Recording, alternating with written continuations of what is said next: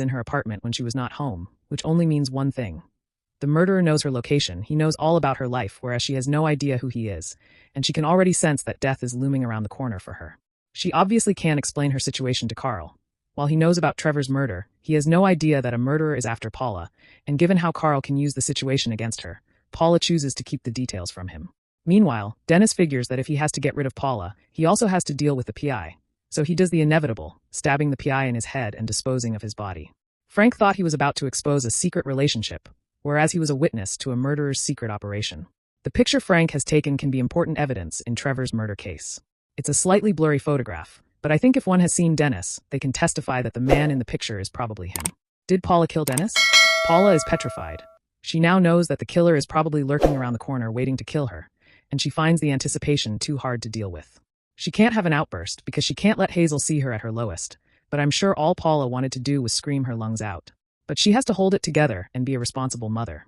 She asks Hazel to stay the night with one of her friends, and her daughter happily agrees. She can't put her little one's life in danger. Paula's plan is to lock her apartment up and probably wait for the worst with a knife in her hand. But things take a turn when one of the girls' mothers asks Paula to get anti-allergy meds for her daughter. She has no choice but to step out, and she isn't happy about it.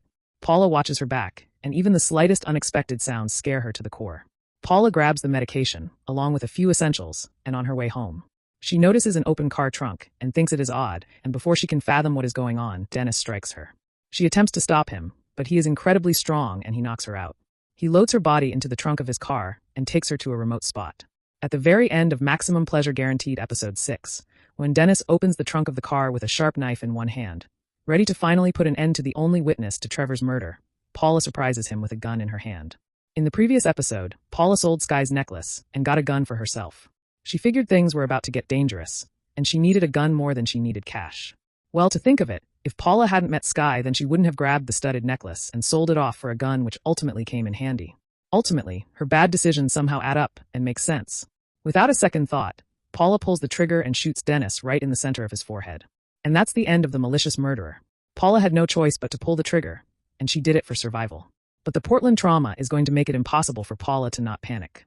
The cops already suspect her, and maybe she'll be too afraid to contact Detective Gomez because she is not yet sure if she can prove her innocence. Although the detective believes that Paula is not the killer, will she really believe it's a coincidence when she discovers that Paula was present at another murder scene? Paula can claim self-defense, but will anyone believe her? Maybe a little digging into Dennis' past will bring the truth to light, but considering we still have about 4 episodes to go, I don't think the puzzle will be solved so soon. Also, Dennis is a contract killer and he works for someone, or perhaps a company, and they won't ever let his true identity be revealed. If the cops find his body,